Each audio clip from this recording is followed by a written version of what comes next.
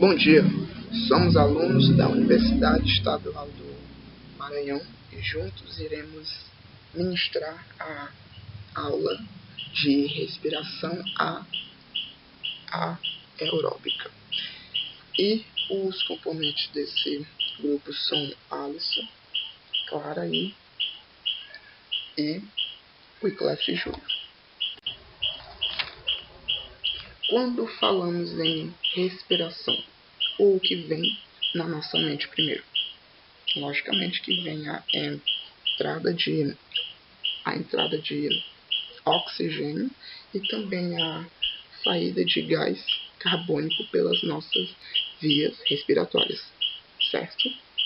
Certo. Também sabemos que a energia é o produto final dessas reações, que é proveniente da molécula de ATP, conhecida como adenosina de trifosfato. Ela também é uma molécula relativamente simples, composta pela base nitrogenada adenina, que é o açúcar, e 3-fosfato. Também sabemos que as ligações têm alta energia, que quando necessário para alguma função ou reação do corpo, são quebradas, liberando energia suficiente para esses eventos, né? Então, podemos dizer que também que a maioria dos seres vivos utiliza esse processo para obter energia para as suas atividades, porque é nesse processo que a respiração aeróbica é então quebrada a molécula de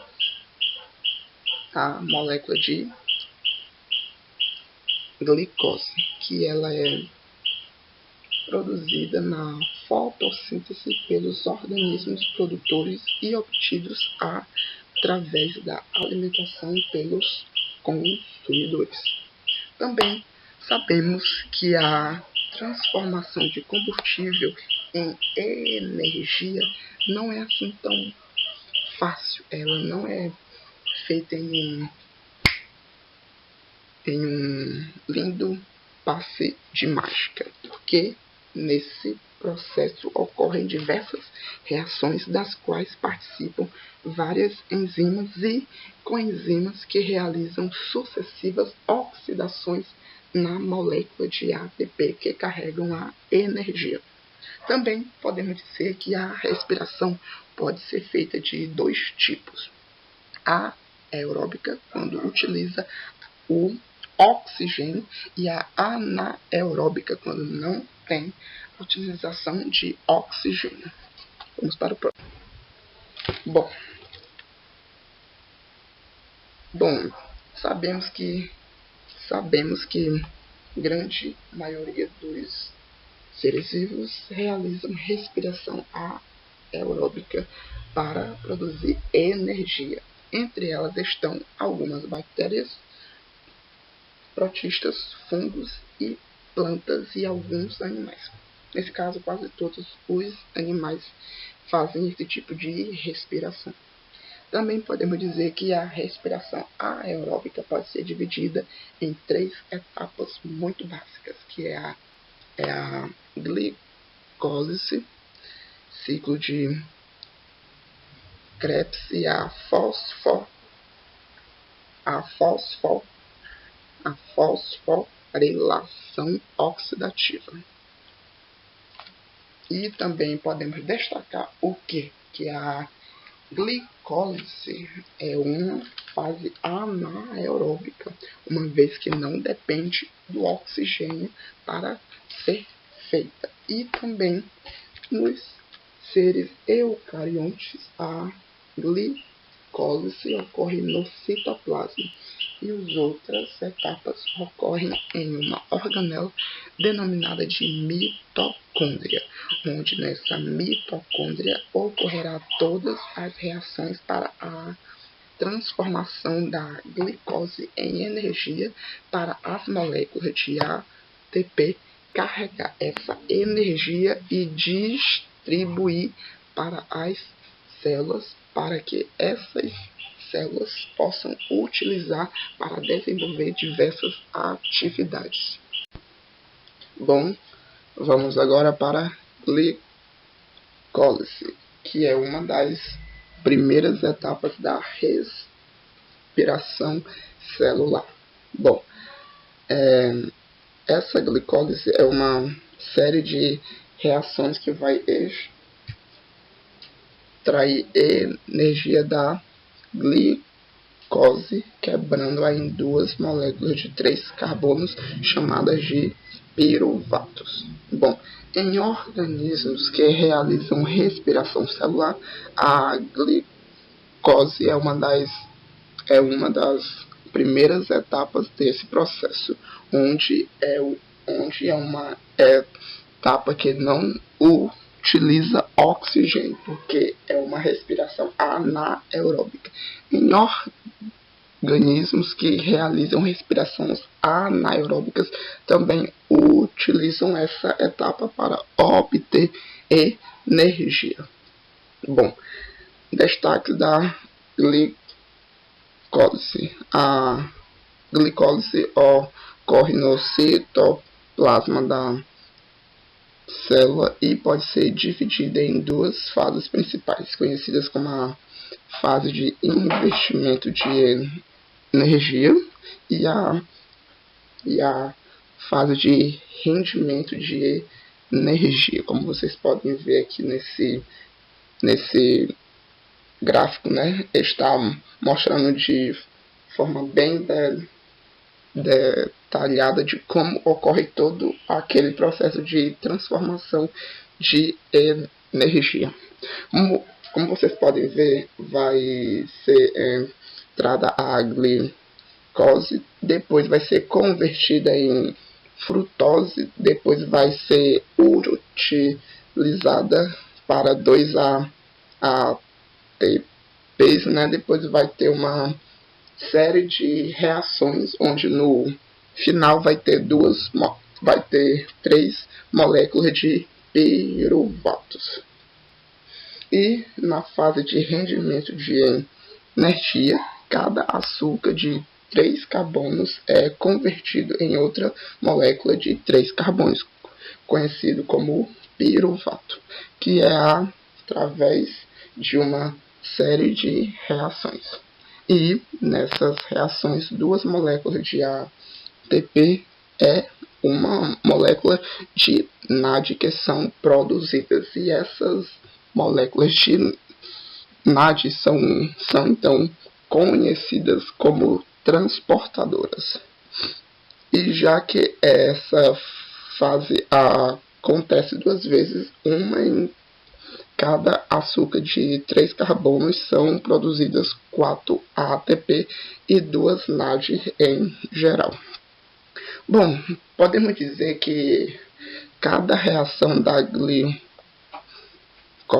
é catalisada por sua própria enzima.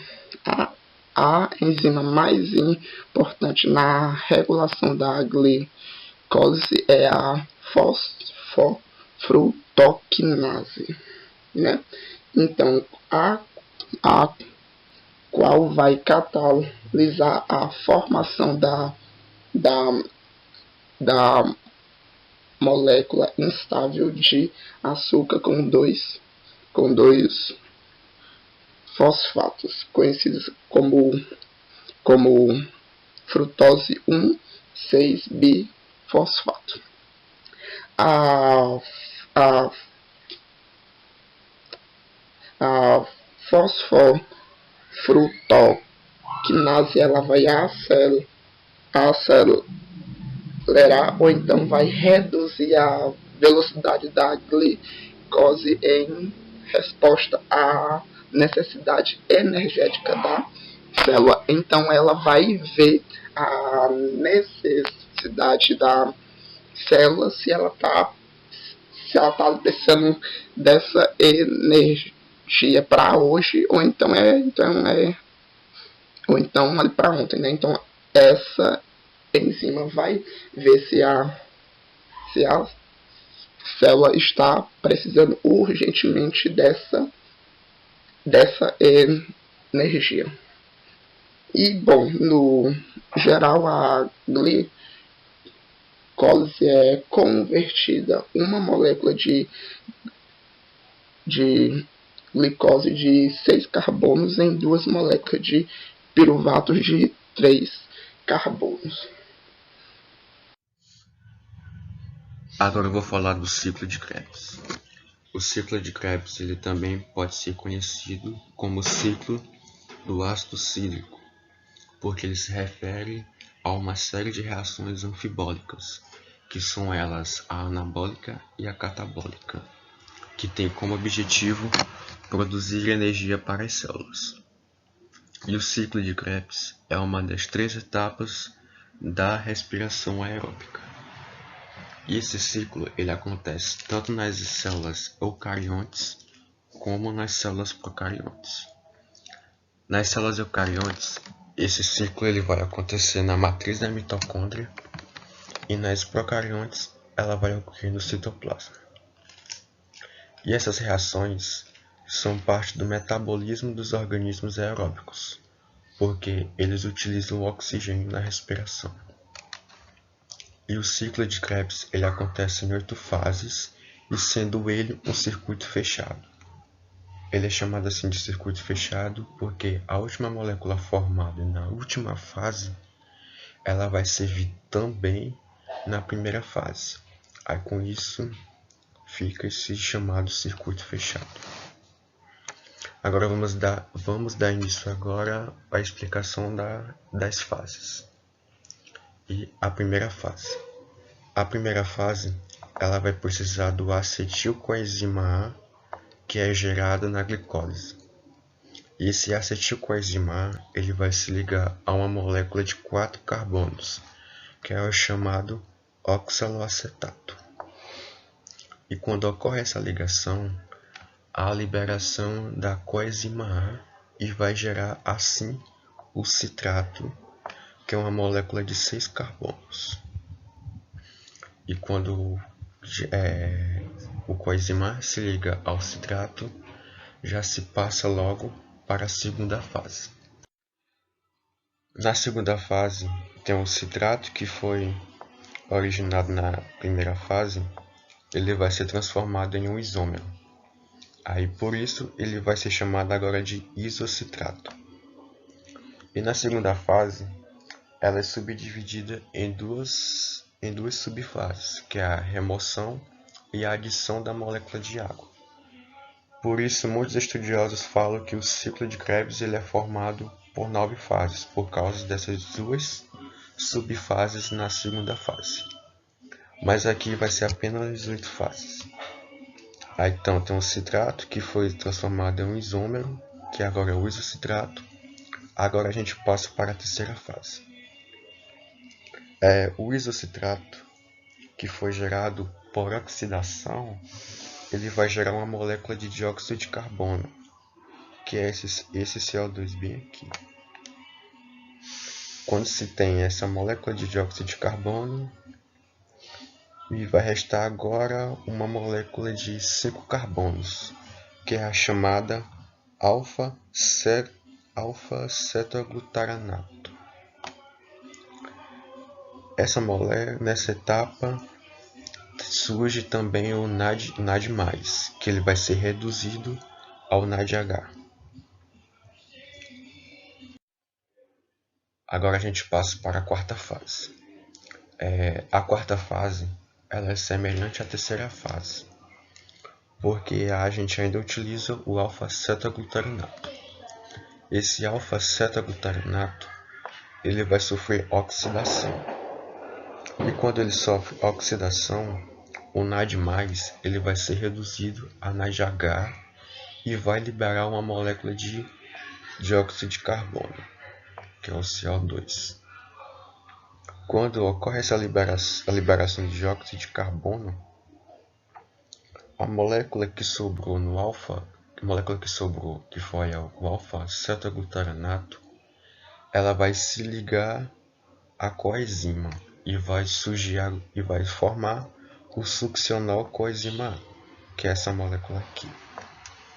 Aí a partir disso a gente já passa para a quinta fase. Na quinta fase, o coenzima A da molécula succinol coenzima A, esse coenzima A aqui, ele vai ser substituído por um grupo fosfato, que vai ser o ADP, que é o difosfato de adenosina, que depois ele vai ser transformado em ATP, que é o trifosfato de adenosina.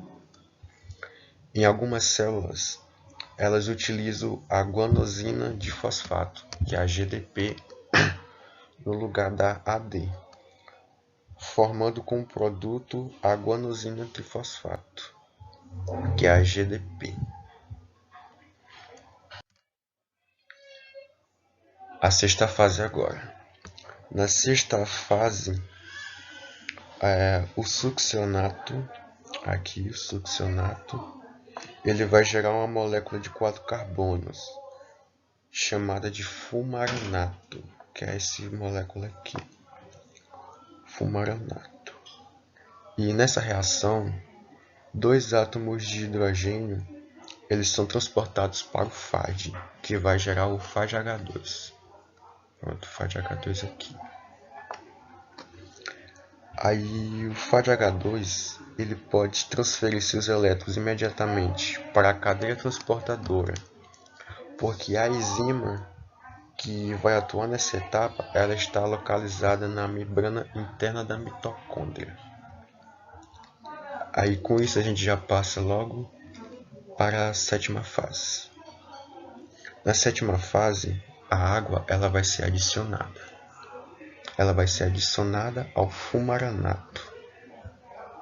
Quando ela é adicionada ao fumaranato, ela é transformada em uma molécula de 4 carbonos, que é denominada malato, que é essa molécula aqui. Quando ela é transformada em malato, a gente já passa para a oitava fase. A oitava e última fase do ciclo de Krebs tem o oxaloacetato. Esse oxaloacetato aqui foi gerado na oitava fase. Esse oxaloacetato é composto por 4 carbonos inicial e é regenerado através da oxidação do malatato. Malato. Além disso, uma nova molécula de NAD+, ela é reduzida novamente para o NADH e fazendo assim que ocorre o ciclo novamente, que vai vir o acetilcoenzima da glicólise e vai se ligar ao oxalacetato e vai formar o citrato. Aí por isso vai se iniciar de novo, porque o ciclo de Krebs ele é um circuito fechado. Olá, eu sou a Clara e vou falar sobre fosforilação oxidativa, que é o nome de um dos processos que ocorrem nas mitocôndrias durante a respiração celular. Quando ocorre a fosforilação oxidativa, a oxidação de nutrientes do alimento que, como consequência, ela libera a energia química que antes é produzida no transporte de elétrons na cadeia respiratória. Com a fosforilação oxidativa, as células ganham um reservatório de energia para as atividades metabólicas.